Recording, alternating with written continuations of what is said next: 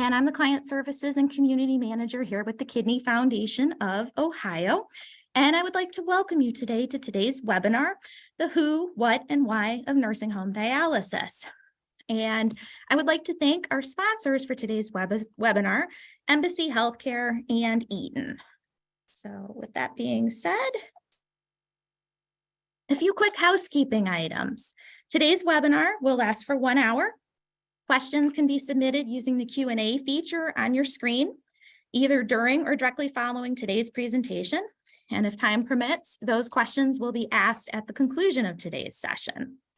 And a recording of this webinar will be sent to the following the session as well, too. Some additional information. For info about our future webinar sessions, please visit our website, www.kfohio.org. And by signing up for this website, your email will be added to our email list and you'll receive information on upcoming events. To receive the continuing education credits for the webinar, participants must attend the entire live webinar session and complete an evaluation, which will be available at the end of the webinar. So continuing education will not be available for those who view the recorded webinar. Again, you have to attend the entire live session and complete the evaluation form, which you'll be prompted to do at the end of the session. This program was approved by the National Association of Social Workers for 1 continuing education unit and by the Ohio Board of Nursing for nurses and dialysis technicians for 1 contact hour. Again, our webinar was sponsored by Embassy Healthcare and Eaton, so we would like to give a shout out to them for making this possible today. A little bit about the Kidney Foundation of Ohio. Our organization is a nonprofit, and we provide a broad-based program of direct assistance to those with kidney disease and provide educational programming for the general public, renal professionals, patients, and their families. We serve a 32-county area in northern and eastern Ohio, and we have 2 affiliate chapters in Lake and Summit counties. The Kidney Foundation of Ohio remains the only health and human service agency in Northeast Ohio, which continues to provide direct dollars to patients to assist them through the devastation of their disease. And again, all the funds that we raise here in Ohio stay here to help Ohio patients. So I would like to introduce our speakers. Our first speaker today is Danielle Criss Stannert, and she is the Director of Renal Services with Embassy Healthcare. Our second speaker today will be Dr. Andrew Lazar of the Kidney Disease Associates. So welcome, Danielle. I'm going to turn it over to you now. Great, thank you. Hi, everyone. I'm Danielle, as Molly had stated. I'm Director of Program Renal Services at Embassy Healthcare. Today, I'm going to be discussing the dialysis residence admission process. We're going to be starting from the referral information needed prior to the admission all the way through the acceptance and the admittance of the resident to the skilled nursing facility. We also have Dr. Lazar, like she had mentioned. He's a nephrologist. He is a great partner for Embassy Healthcare's renal program, so he'll be discussing his perspectives on the in-facility dialysis units and anything that he might want to add to the admission process that I'm going to be discussing. Okay, so first, the referral information that we need. So we will start with patient demographics. So we call it a face sheet. I'm sure some of you have heard that before. So that's our informational sheet. So that's our patient information. So we start with the birth date, the legal name, emergency contact information, that's super important, insurance information for billing, and then the diagnosis list is on there, current and historic. We're also asked for our current history and physical. So the reason we ask for this is our starting point, why the patient has sought out medical attention. It helps to identify and manage acute chronic health conditions. And then it's a snapshot of the resident's current and historical health information. Sometimes it also has any summaries of tests, medications that were previously obtained. So this is super important for us. And then we'll be asking to identify what is the resident's goal. Are they going to be admitted for long-term care, short-term care? This helps our staff on our end to determine where they need to be placed within the facility and what needs they need, whether it's skilled care, memory care, long-term care. So those are the first things that we'll be starting with. So particularly for dialysis, then we'll be asking for lab results. I know that this is a hard task sometimes in the hospitals, but it's very imperative. The first lab result we'll need within 72 hours. That is the hemoglobin. The reason that we ask for this, so the kidneys are in charge of making a hormone called erythropoietin that is produced in the red blood cells. Hemoglobin is a red blood cell that helps deliver O2 through the body to the major organs. So knowing this level helps customize treatment, like ordering medication to increase the level or just addressing acute issues. So we do ask that the person is 7.0 hemoglobin and above. The reason is nursing homes cannot do transfusions. So we'll be sending them back. Plus it just helps the dialysis center know where to start. So that's one of the labs that we would need. Some of the other labs that we need before they admit. So we would need a Hep B surface antigen, a Hep B core antibody, and a Hep B surface antibody.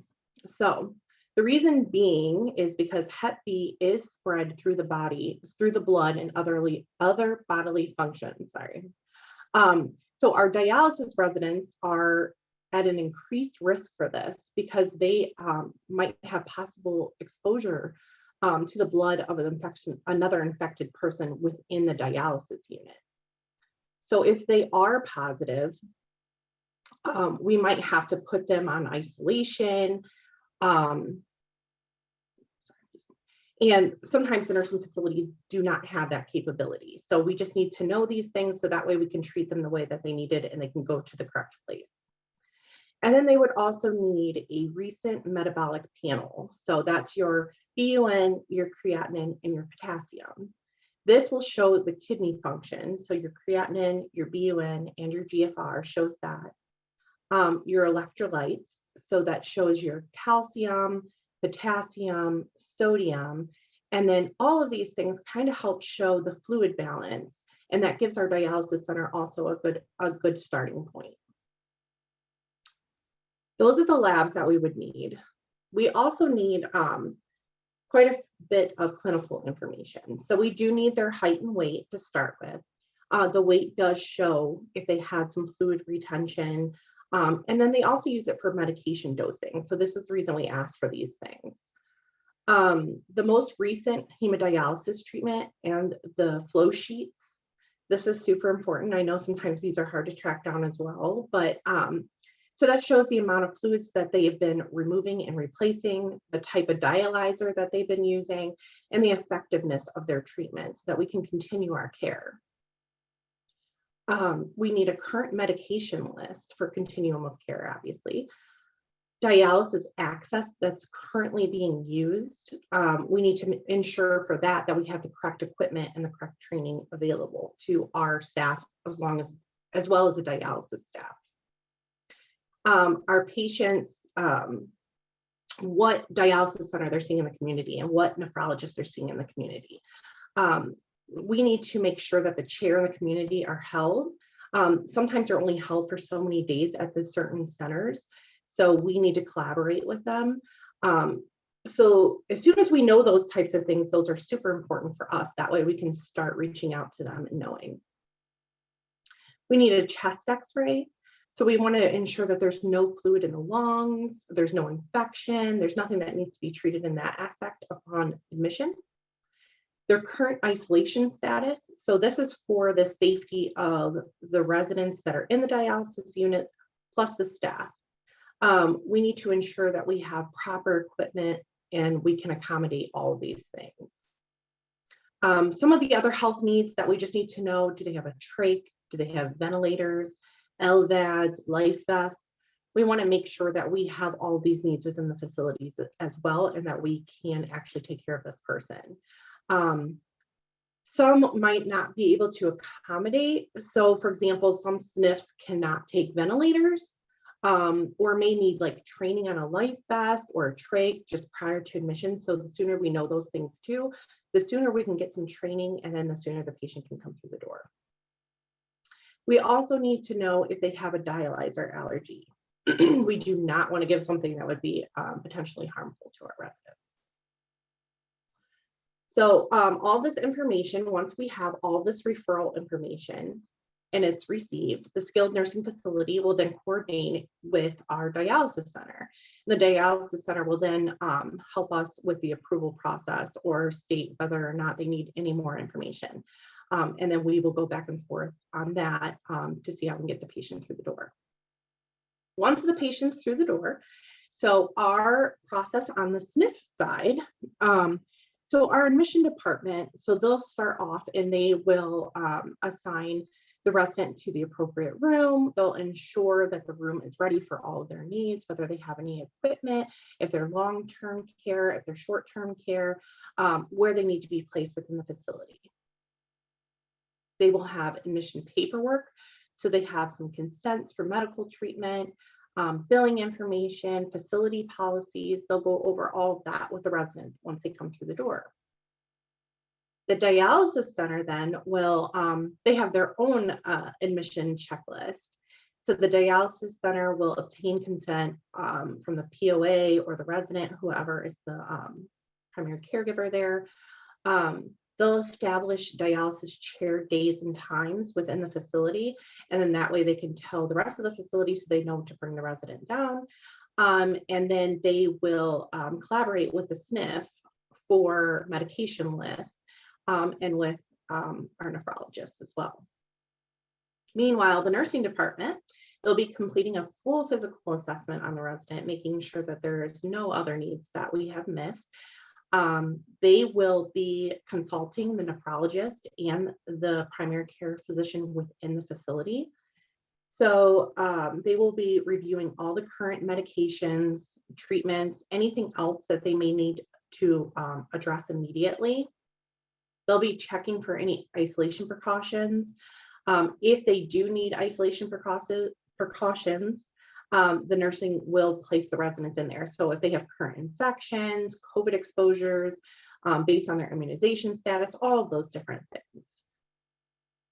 And then finally, we have our social service department. So the social service department will set up initial meetings. So they'll do that with the patient and caregivers for an update on their current status. So right when they come through the door, that initial meeting should be within 72 hours. They will get the patient, the caregiver, and pretty much anybody who's involved in their care up from the first couple days, give an update. And then also we can include the caregiver and the patient in the plan of care going forward.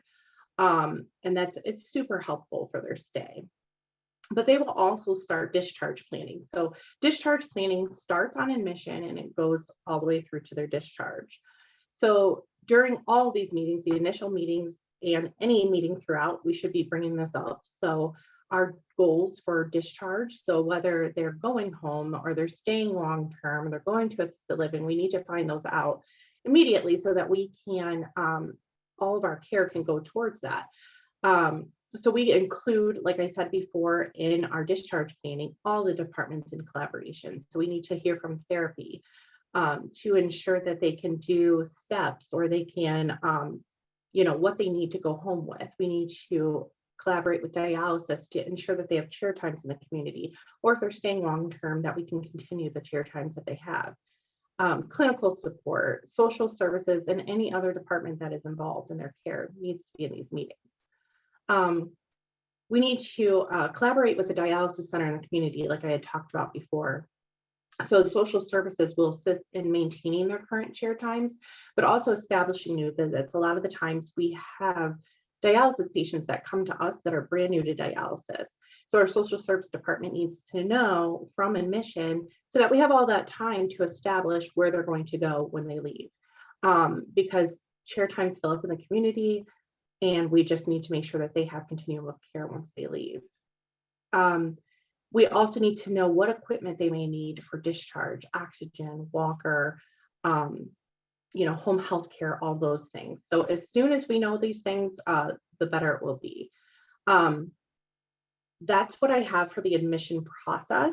If anyone has any questions at the end, you can ask me and I can try to answer those. Just a little snippet about Embassy. We do offer skilled nursing care, long-term care, assisted living, memory care, at all different locations throughout Ohio, Pennsylvania, and Florida.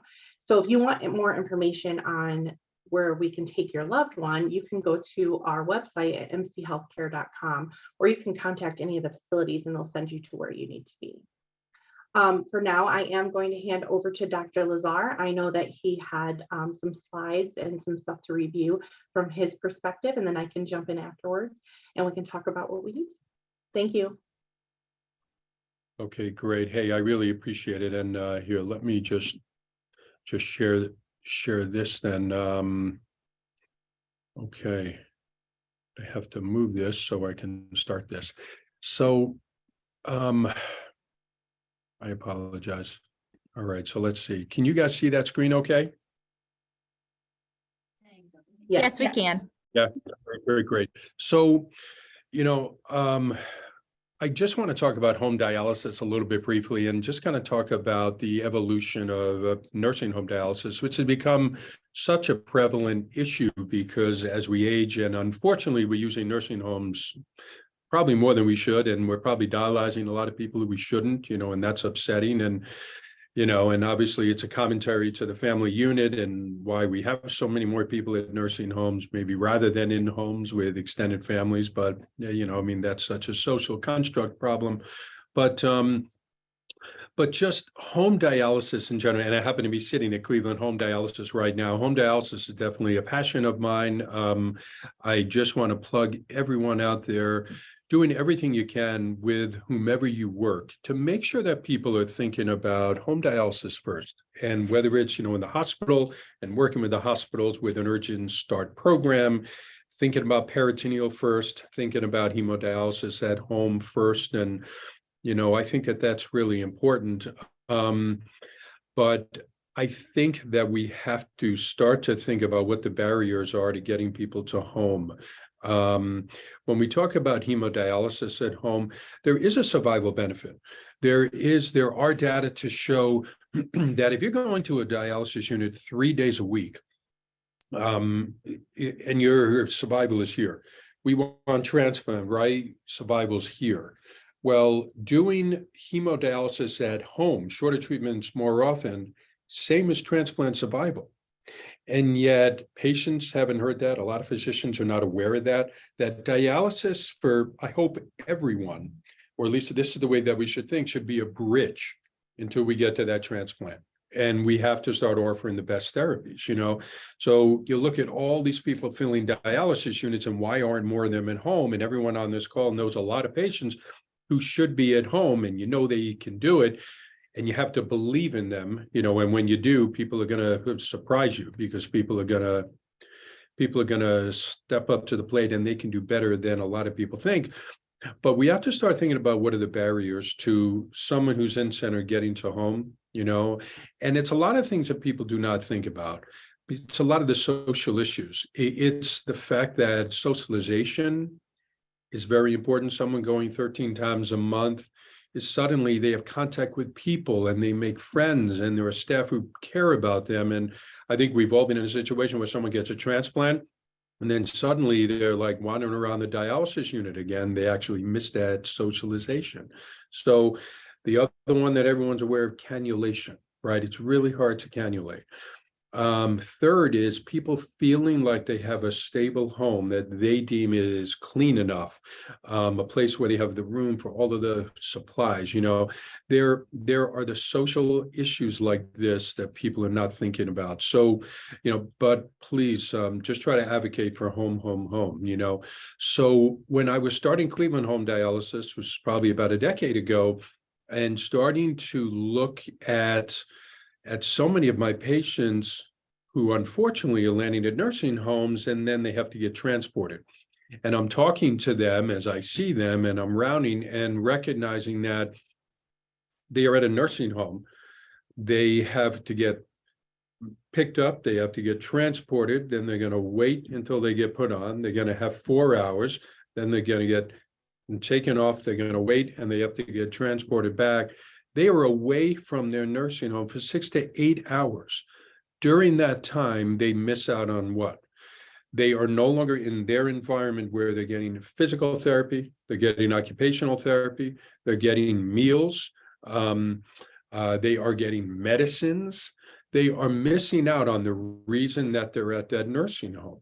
So, and not to mention the fact that 13 times a month in the cold of winter here in Cleveland, they're getting transported out when they are now at a place that is really their home. You know, I hope temporarily, but for a lot of people, it ends up being months or it can be long-term.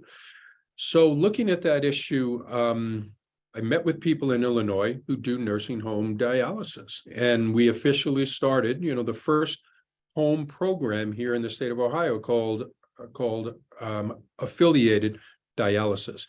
And because about that time, CMS started to recognize that the nursing home, when someone is at that nursing facility, is their home. So we could actually do home dialysis in that nursing home. And we could continue to function through our home dialysis unit, you know, in terms of the operations and the finances and everything else, but dialyze them while they're at their nursing home. So we created affiliated dialysis.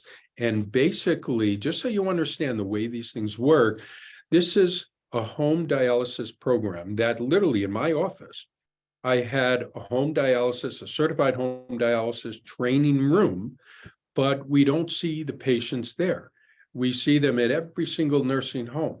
So now we ended up selling that to a company you may have heard of, Dialysis Direct, but I'm now medical director at a different nursing home dialysis company, Concerto, where I've been really impressed with the quality of their care. And we have a home dialysis training room, but now we offer dialysis services throughout the entire state, but for all of the patients who are at their nursing home, that is their home. So that is essentially how nursing home dialysis kind of got started, and it's growing. Suddenly, most of these companies are in 10 states, 12 states, 15 states. Really, it's something that's pretty much soon going to be offered in every single state because so many more people are landing at nursing homes. And here, I want to share a couple of things with you. So, and let me get rid of all the people so I can see my slides. So why is this important? When you look at data within the last 10 years, that adults age 75 and older are the fastest growing segment of incident dialysis patients. You look back in 2013 and now, it's a little bit hard to find data, so I'm giving you a little bit of old data, but it's higher now. That this age group accounted for 24% of all incident cases. Incident means those who are starting dialysis right now. Prevalent means all the patients that are currently on dialysis. So you look at people starting incident patients, this group 75 plus accounts for the biggest growing group. And approximately 5% of those who are on dialysis are living in nursing homes. And actually this number is growing, so it's higher than this now. So we had to recognize that we have to do better. We can't have people leaving their home 13 times a month when they are there for some purposes to get therapy, because we don't want them to have to be at a nursing home. We want them home, and they're not getting those therapies. They're not getting meds. They're not getting meals. So it was a real problem. Sorry. So you look at this group, 75 and up, and their risk is highest. Now, I'm sure you guys are not shocked to really hear this, that when you look at all patients on dialysis and you look at their chances of survival at 6 months, 12 months, 36 months, compared to the group that is starting dialysis at 75 plus, that their chances of survival, and you see the purple are the group 75 plus, the green, everyone else, the chances that you're alive at 6 months, 12 months, 36 months is quite a bit lower for this group. Now, these patients who are in nursing homes, when you look at the different problems that they have They are not only the 75 plus group, they are even a higher risk group. They have more cardiovascular disease, more diabetes, depression, which everyone knows is already a big dialysis problem, but even worse for this group, dementia. And sadly, again, a lot of people who, when we're at that crossroads and we have to make that decision, dialyze or not, I probably do more palliative care in hospice than probably anyone in my hospital. It's just, we have to work harder to try to not do dialysis when we shouldn't, but nonetheless, a lot of patients like this are going to land on dialysis, and these are their problems. And about 40% or more of dialysis patients in nursing homes require a device just to get around, So these are the patients, and their mean death rate for those who reside in nursing homes is about 3.5 times higher than all other dialysis patients. So these are data that we have to think about. So what are the outcome data? Does it make sense? Is there a benefit for all the reasons that I described to just dialyze someone in the nursing home as opposed to sending them out for all those hours where they're missing all those important therapies? So this group a number of years ago looked at this issue, and they compared about 4,700 patients who were going out to about 1,900 patients who were being dialyzed in their nursing home, in their home. And what did they find? They found that the green group who were being sent out and the purple group who were actually being dialyzed in the nursing home, when you looked at survival at 1 month, 3 months, 6 months, 12 months, you can see how drastically different it was. That, it seems to matter that you are in your home and getting all the therapies and getting your meds and meals and not being sent out for a whole host of reasons. And we all know that if you get sent out to a center and there's any kind of a hiccup, just boom, the patient's taken off and they go to the emergency department and that's it. And then, of course, a hospitalization is associated with a lot of risk. So to be able to care for someone in your controlled environment, where you are managing dialysis properly and all of the other patients' care, to me, intuitively, it does make sense. And some of the data, like I'm showing you, really show it. Now, this same group looked at a few other factors. Retrospectively, they looked at 5,300 patients, again, about 1,900 who were being dialyzed in a nursing home, and about 3,400 patients who were being sent out and getting 3 days a week dialysis at a center there, at some like outlying brick and mortar dialysis unit rather than the nursing home. And what they found was in the nursing home, survival, you can see, was 36 months as opposed to being sent out 21. So it was drastically different median survival. And when you looked at, again, the chances or the risk of death for those in green who were being sent out and those in blue purple who are actually being dialyzed in that nursing home, you can see 1 month, 2 month, 3 month. That's the really high risk period of time, right? For anyone who initiates dialysis, especially the 75 plus, and then especially the nursing home patients, a much lower risk of death for those who are not leaving that nursing home. All right. So, it's certainly now, these are retrospective. You always want to trust prospective data much more. It's much tougher to do a prospective study. You need a lot more patients. You need a lot of money. You need a lot of time, so this would be a tough prospective trial to do, but it's certainly compelling to see these kinds of differences. And when you look at a typical Kaplan-Meier curve, the chances of death or the chances of survival here, the group that you see in green here getting dialyzed at the home versus the group that is being sent out, these curves split relatively early, so again, a lot of retrospective compelling data to say all these things that we think would make sense, they seem to. So this is a study I saw a number of years ago that lend further support, just when you talk about home dialysis, for not people in nursing homes, but I think maybe you can apply it. It kind of makes sense. Driving to a dialysis center, having to be transported and the burden associated with it, does the distance one travels from their home to that dialysis unit, does it actually matter? Well, this group, they looked at the DOPS data. These are the largest data set we have of dialysis patients throughout the world, where you can look at data and you can all, and you can look at outcomes associated with all sorts of variables, like I think everyone is familiar with DOPS. And they looked at correlating their travel time from home to their dialysis unit and correlated that with their quality of life, their risk of death, the chances that they would withdraw from dialysis, the chances that they could be hospitalized, and the chances that they would end up getting transplanted. And what they found, they broke up the group into 4 groups. Do they travel less than 15 minutes, 16 to 30, 31 to 60, or more than 60 minutes from their home in order to get dialysis?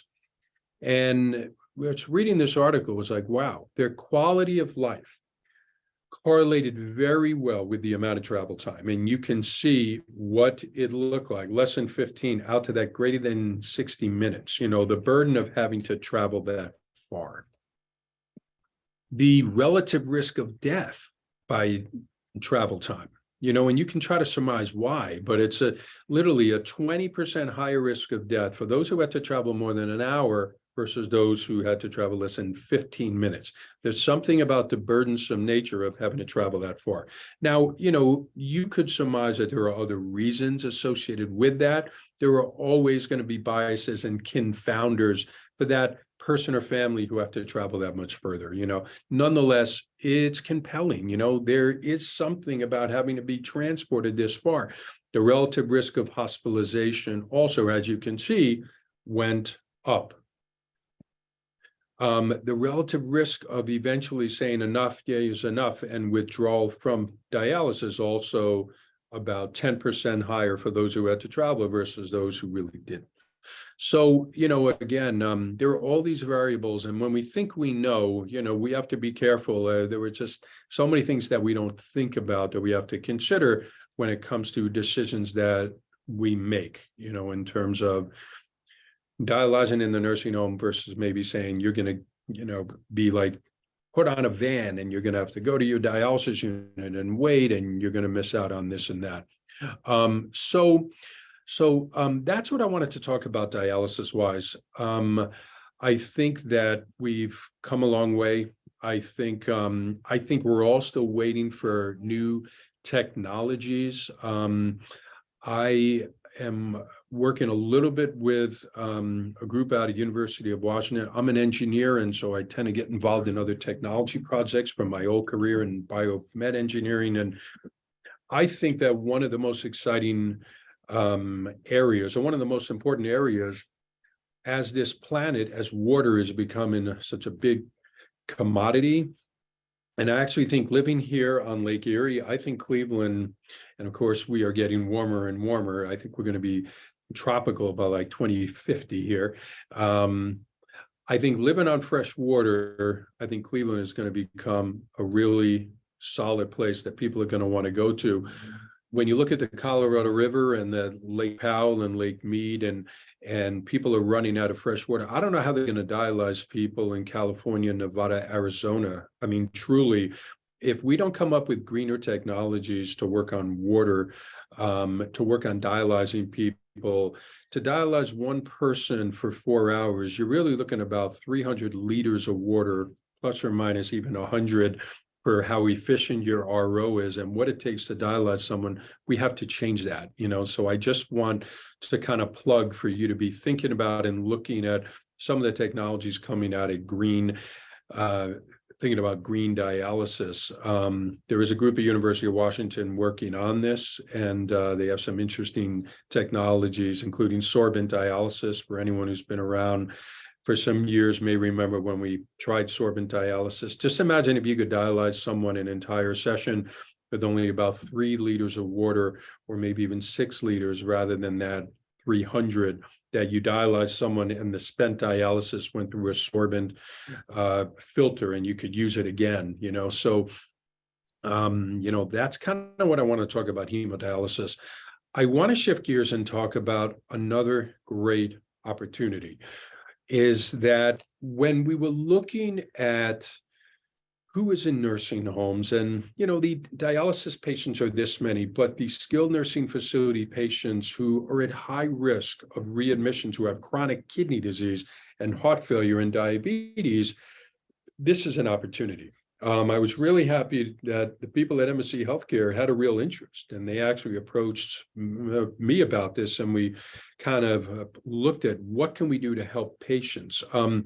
When you start to look at what causes 30-day rehospitalizations from nursing homes, it's some of the issues that we are aware of: sepsis, congestive heart failure, but now acute kidney injury has moved way up the ranks. It's when you consider the medicines that we use, that we're pushing the ACEs and ARBs, right? Now they're on aldactone, and you've heard of Kerendia probably, so they're on these MRAs, the mineralocorticoid receptor antagonists. Now we're pushing the SGLT2 inhibitors, right, for SIGA, Jardiance.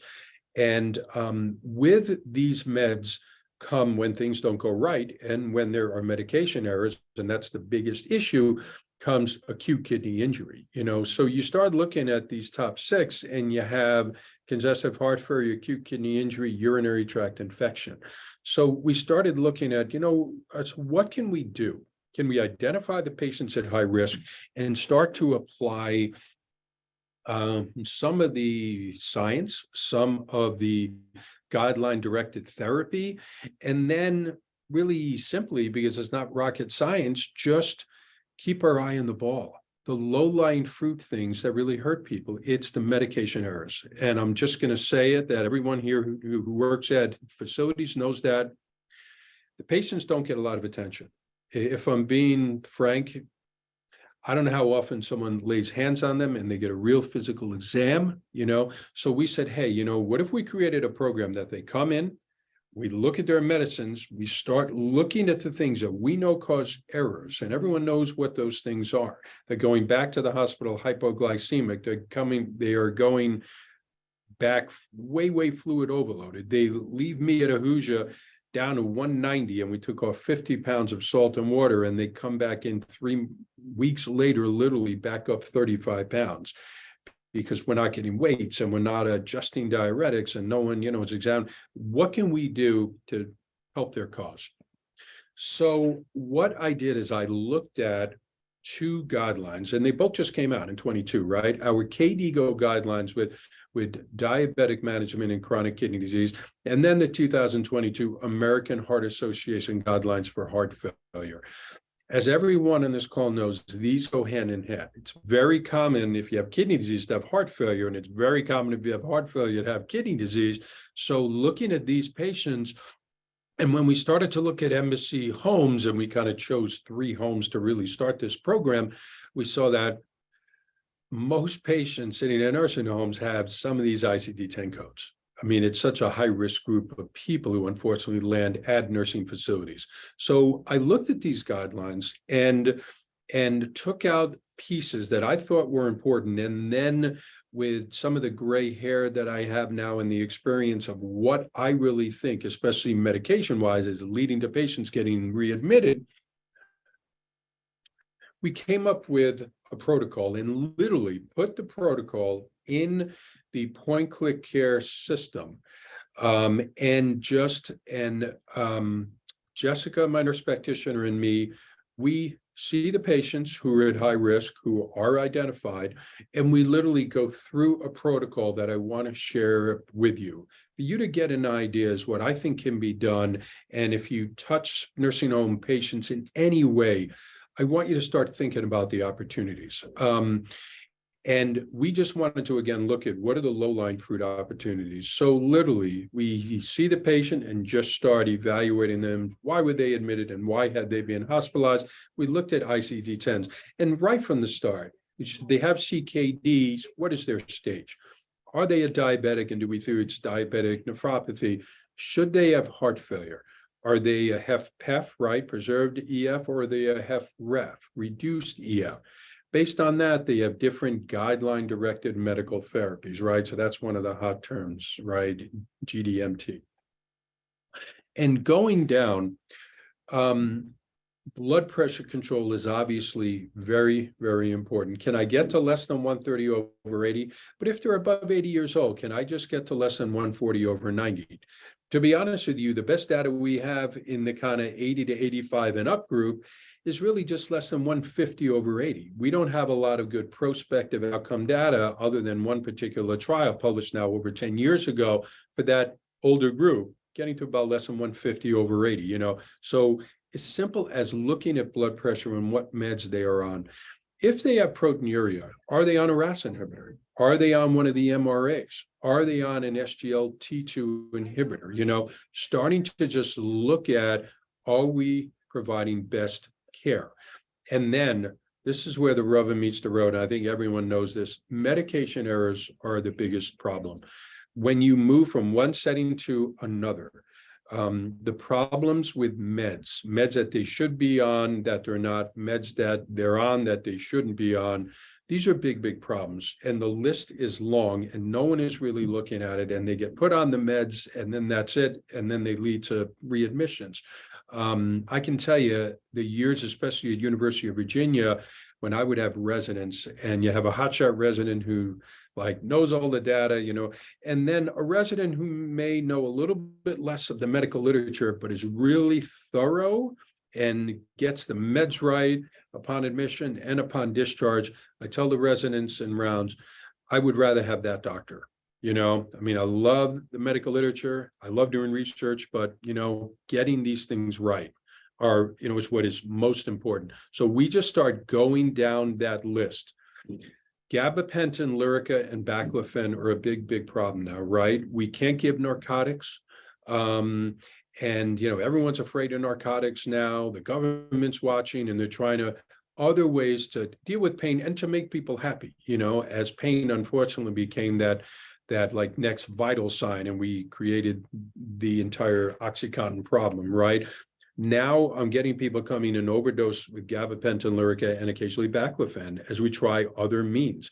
So please, your dialysis patients who are on gabapentin, if they're on it, they should be on a lower dose. And we can never tell a dialysis patient, they may tolerate 300 TID, some of them may not tolerate 100 one time a day. And we're trying to figure out what, I'm sure it has to do with liver metabolism. Lyrica, they have to be way dosed down. Baclofen, you have to be very careful. These patients come in with myoclonus, confused. So morphine, if they're on dialysis, we try to avoid its use, right? Are they on a RAS inhibitor, ARB, Entresto? Entresto is a grossly underused heart failure medication, but if you find they're on it, should they be on it? And is their blood pressure low? Because no one's looking. Are they on spironolactone and Plerinone? And now I should have included Corendi here.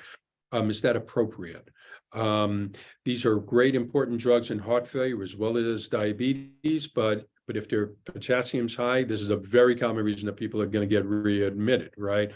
Look at potassium. The number of times I go and I look at nursing home patients and on a potassium supplement, but their potassium's hanging around 5.2, 5.3, and why are they on this medication? So getting rid of supplements, making sure they're not on anti-inflammatories. I don't want people to be in pain, but often anti-inflammatories in nursing homes with their kidneys and with their potassium, because NSAIDs will make K go up.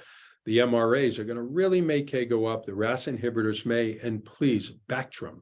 The number of admissions I get, because someone is thrown on Bactrim, I just had one yesterday, and their K was already 5 and they're appropriately on aldactone and losartan, but they're hanging in there. They get Bactrim, they get admitted with a K of 7. Getting rid of these things. NSAIDs will drop sodium levels. I'd say hyponatremia is maybe my biggest consult now in the hospital all day long, probably with SSRIs and other meds that can cause hyponatremia. But, we have to be aware of that. Are they on the SGLT2 inhibitors?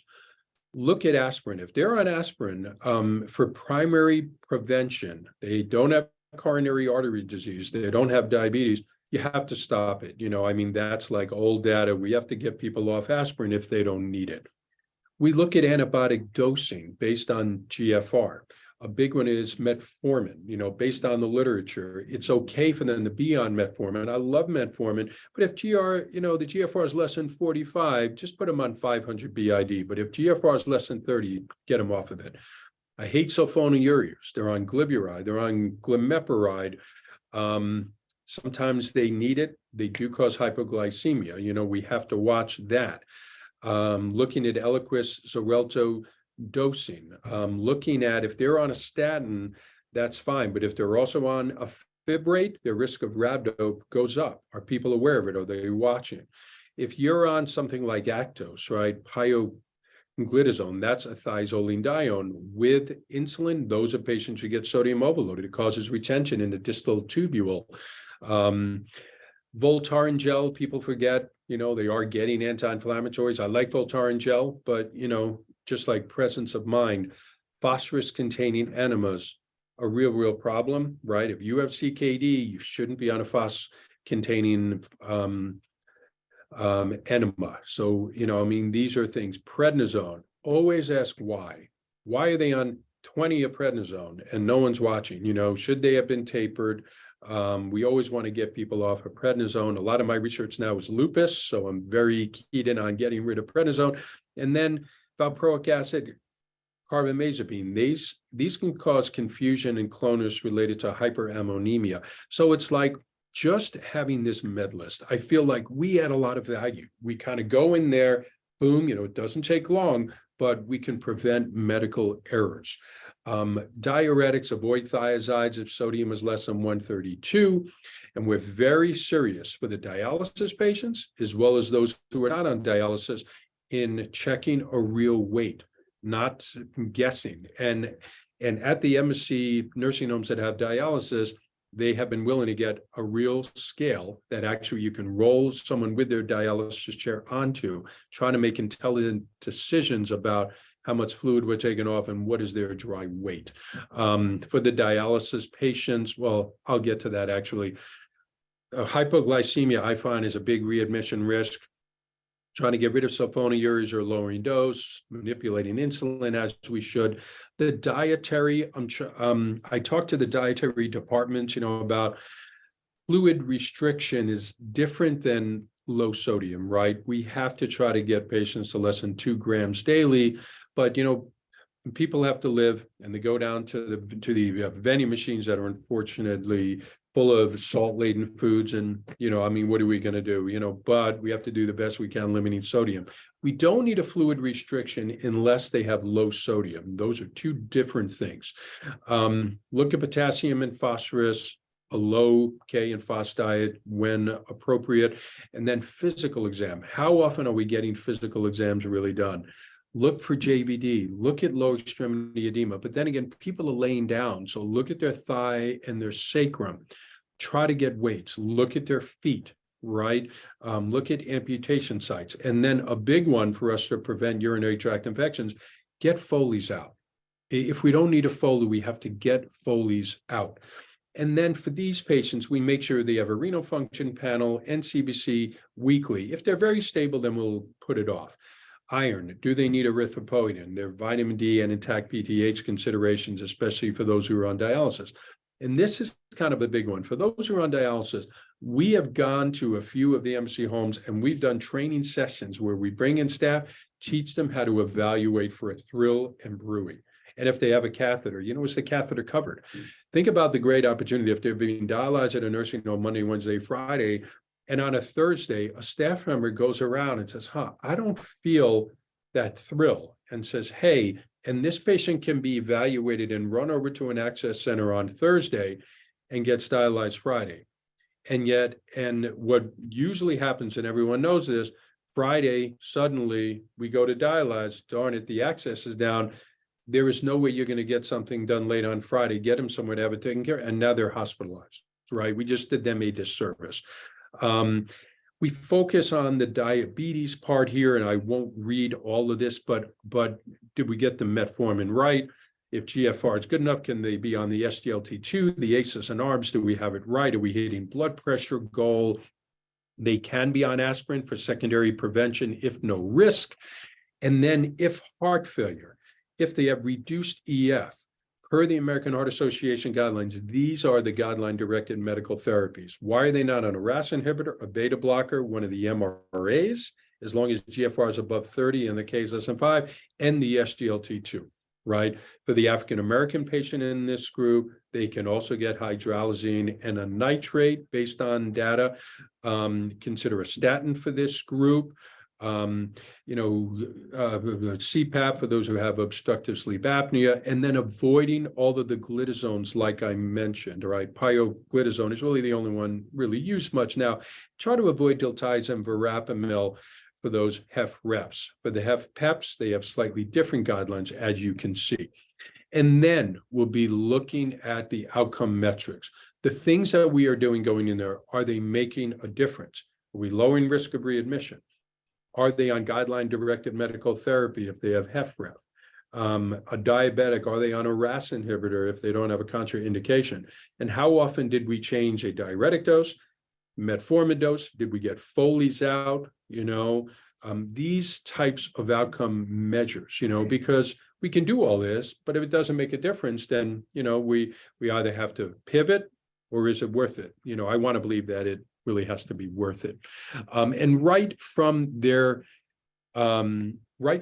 guidelines, and I won't go through all this, but down at the bottom, everyone needs the lifestyle and self-management changes.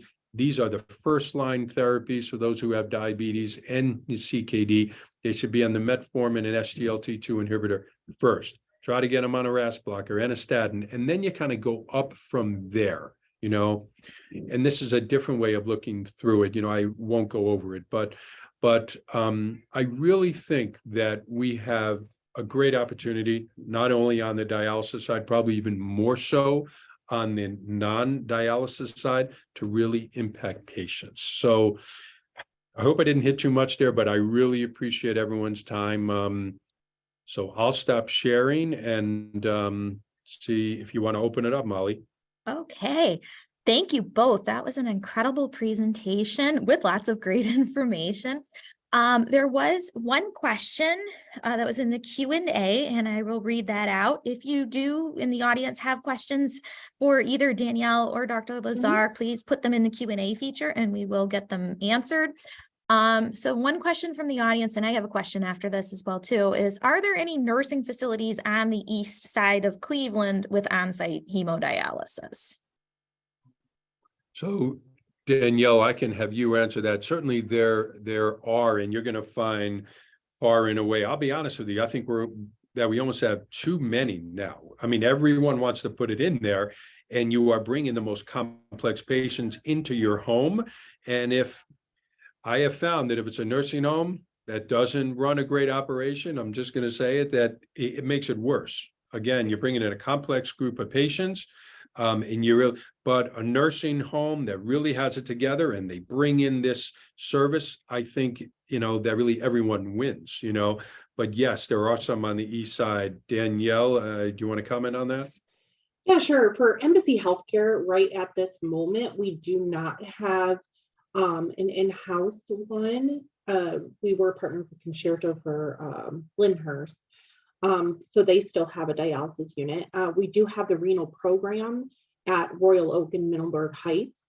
So they are looking into the future for that, for a dialysis unit. But right now it's just the renal program. And then also at Grand Oaks and Grand Pavilion and Oakwood Village has the renal program as well on the east side. Yeah, and I can tell you that peritoneal dialysis, which is growing, I think, as a nation, we're like 10 to 12% of those being dialyzed are on home with PD. I wish that it was more like 30, 40%, maybe someday. You are going to see more and more that homes are going to be offering peritoneal, and they are at Royal Oak, actually, right, Danielle? Correct. And we actually have, we have trained them. They have partnered with DaVita for peritoneal dialysis. So if you know anyone that has peritoneal dialysis or needs a home, you can contact their admission, and then they will talk to DaVita and see. Sometimes we get them transferred over, or we can get a one-time contract with another facility. But all the staff there is trained on peritoneal dialysis and renal diets and the whole renal program. Yeah, and there is Wycliffe Country Place, and they do hemodialysis in-house, and yeah, again, there is still that facility at Lyndhurst that is no longer managed by MC, and so yeah, certainly there are many others, and there are a lot on the west side. I would hope that we just end up having very strong, smaller programs that are well run, that have a lot of patients, rather than it being offered everywhere where you have 2 or 3 patients there. And but I know that Aurora Manor offers it, and Bath Manor, and there are some other solid homes that do offer dialysis in-house. Okay, great. We have one more question from the audience. Can you compare infection rates for 3-day in-center dialysis to 5-day in nursing home dialysis? That's a good question. And I haven't seen data on this. It's very likely similar.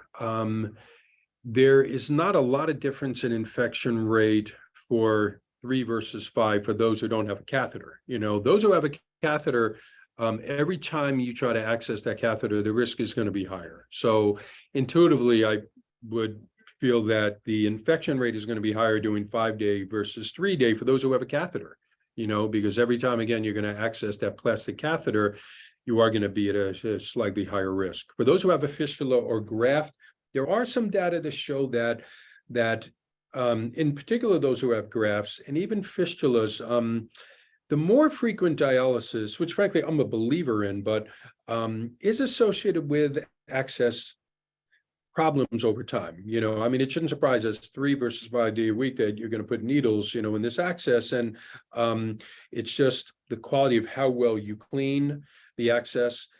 For the people who buttonhole, it's so important that the scab is taken off properly and cleaned, because the literature do show for 5-day week people who buttonhole, there is a slightly higher risk of a staph infection, and they could get an abscess related to the buttonholes, and just making sure that that's managed properly. But I think otherwise 3 versus 5, pretty similar infection rates. I'm a big believer in short daily hemodialysis for sure. I will say too that we have one home that's doing 5 days a week and then one home that's doing 3 days a week, and both of them have 0 infection rates at this time.